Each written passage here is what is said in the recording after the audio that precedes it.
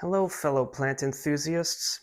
So one time I purchased, it was sometime last year, a Nepenthes low-eye seedling, very tiny seedling, and it was basically more affordable. They're pretty expensive, and it died. We had guests over, and I had the little humidity dome, and some kids mashed it in, killing my poor little plant.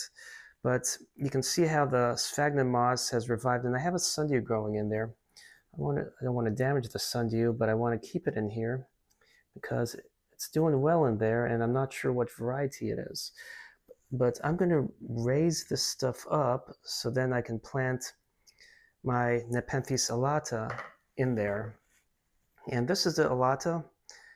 Look at these leaves. This one looks like it could use a little watering. It was a little dry. And what's nice is the seller did a really good job labeling the plants. I just planted one Nepenthes a moment ago called the Rebecca Stouffer, and they did a good job with the labeling, except for one thing I wish they did a little different.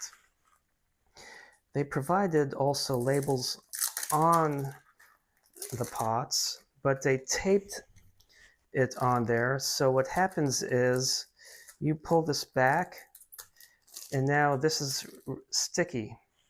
So that is the only thing I wish they did different.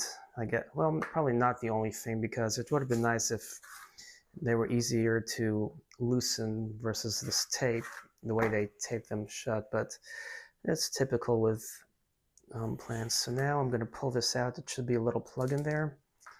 Yep.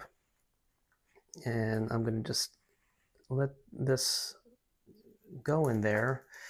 I'm going to actually take this out, take that out, because I do want the sphagnum stayed alive and is growing, and why not just keep it the top nice green and healthy.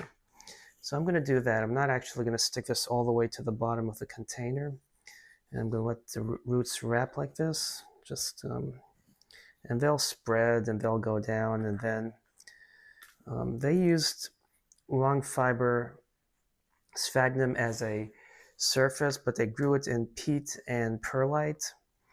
And I'll give you a secret.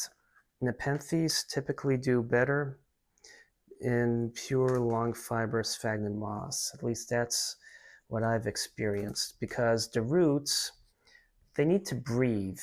They like the air, but they also want to stay wet. So the long fiber sphagnum is more airy than a little bit of peat moss. And then this sundew, I want to put it somewhere which receives some light, and hopefully it's going to not be damaged beyond repair.